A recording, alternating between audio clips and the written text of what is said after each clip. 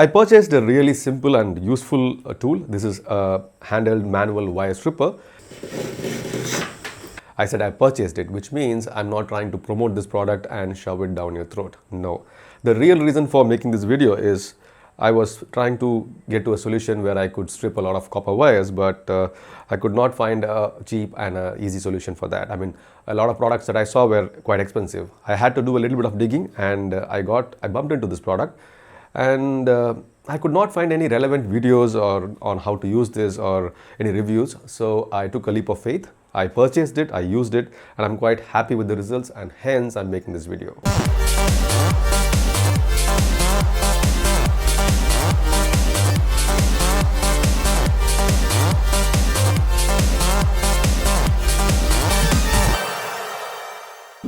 Some of you might say there are tons of videos on how to strip wires using simple material like a razor blade. Believe me, I tried some of those methods and they have their own set of limitations. The first method I tried, which is also very popular on the internet space, is by making a groove on a piece of wood using a drilling machine or a round file. Then this piece of wood can be clamped onto a workbench and a blade is placed on top of the groove. The blade can be screwed or it can be simply clamped like this. And the idea is we pass the wire through one end of the groove and pull it through the other end of the groove, and the blade cuts the sleeve of the wire. But there is a huge drawback in the system. It works to a certain extent, but the drawback is the orientation of the blade with respect to the wire is not proper. It's not quite effective, and that is because at some point the blade contacts the metal part of the wire, and when that happens the blade goes blunt. We'll have to adjust the sharpness of the blade, the sharp portion of the blade here and there, or maybe use and throw blades like this, but whatever you try to do, the blade goes blunt. So this method is not quite effective. I would say the method would be quite effective if we can make holes in a piece of wood like in this position, and probably make slits and then insert the blade from top. Again, you will have to find a way to hold the blade in place, and it is quite fiddly. So this method, it works to a certain extent, but it is not quite effective.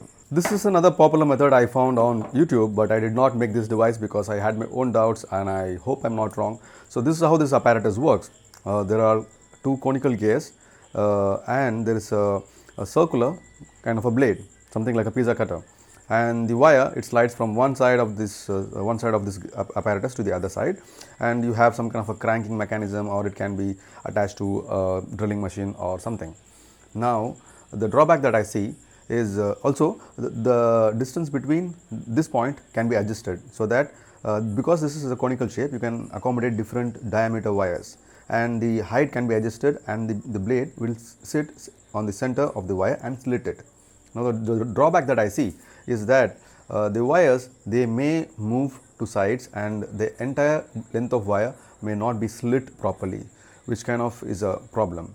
Now there are models in which these gears are patented, and they hold the wire in place, but those apparatus are quite expensive, and that is where this little guy comes in handy. This is quite cheap and quite effective. Now what do you get out of the box? You get this. It is pre-assembled. You don't have to do anything except that you will have to attach the blade, and this has got a spring mechanism like that to adjust the depth of the cut, and that can be adjusted by adjusting the bolt over here. To use it, you can use it handheld by feeding the wire in through there, and you can kind of press it here and pull the wire. But I would say mount it somewhere safe so that both your hands are free. With both your hands free, I think the work will be much faster and much easier. You can clamp this in any orientation you like, but I find that having this dial in the bottom part here and clamping it down makes the work a lot faster, and it's kind of efficient. And also this dial and the sleeve here is going to come in the way of the work, and that can be sorted by adding a block of wood in the bottom, and then you can clamp it down onto the workbench.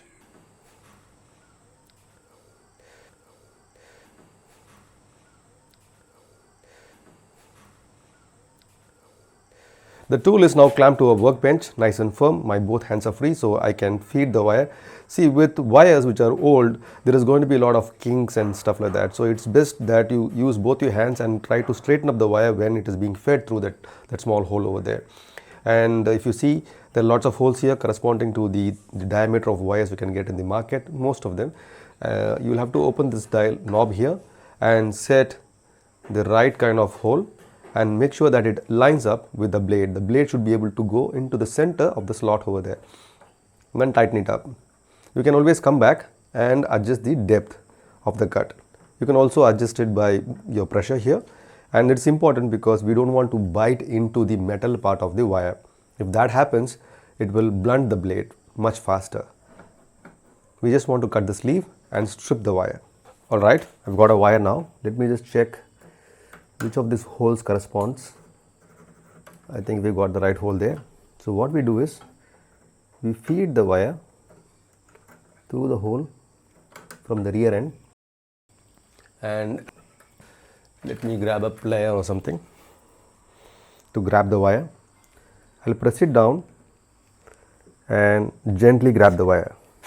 I'm not sure if you're able to see it, but I'm going to grab the wire and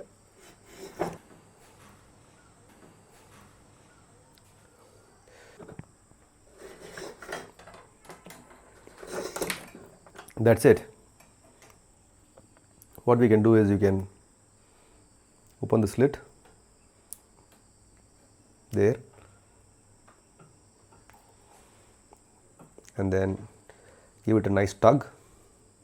Make sure you grab all of those strands properly. If you grab and if you pull, it's just so easy compared to the other methods I've seen.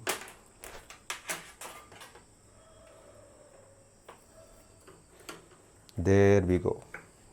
There. I know what you might be thinking, those were thick wires, why don't you try some thin wires? And I've got some thin wires here. There is nothing much inside a thin wire, but if you want to try it out, yes, I'm here to show that to you as well. I'm going to align the hole first. Okay, this is the one. Loosen the knob, move it to the center, just place the wire over there just for the sake of alignment. Okay, it's aligned now.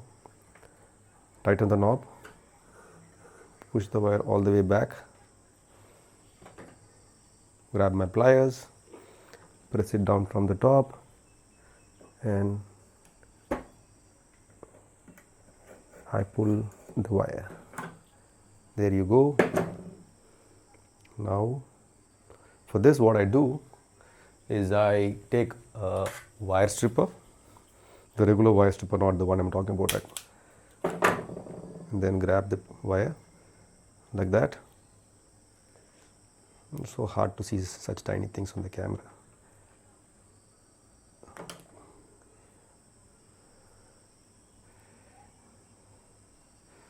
There, the slit is over there.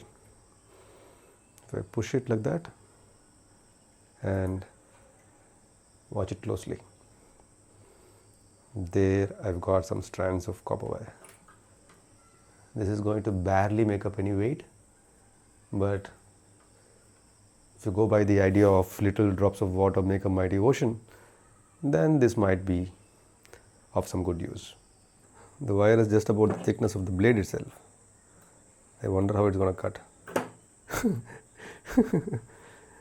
Oh my god. No, I don't think it's going to work, but let's try it out anyways. It's giving me goosebumps. The sound is giving me goosebumps. Now,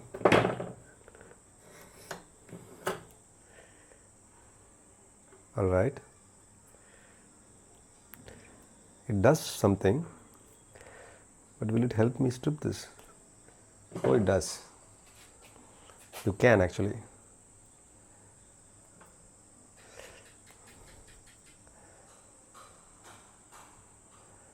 But stripping a wire of this particular size just for a strand, I don't know, that's kind of a stretch is what I would say.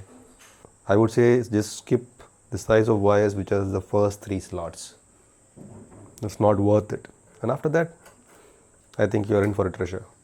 When someone says you need a particular tool, just don't rush up and buy the tool, because here in my workshop I have tools that I rarely use. So do your research before buying anything. I'm trying to be honest here, and I'm giving you all of my opinions and what I went through. So if you like this video, please give it a like, and please don't forget to subscribe to my channel Video Epo. And if you have made up your mind and if you want to buy this product, I would recommend using my affiliated link that I've given in the description below. I will see you in my next video. Until then, bye bye.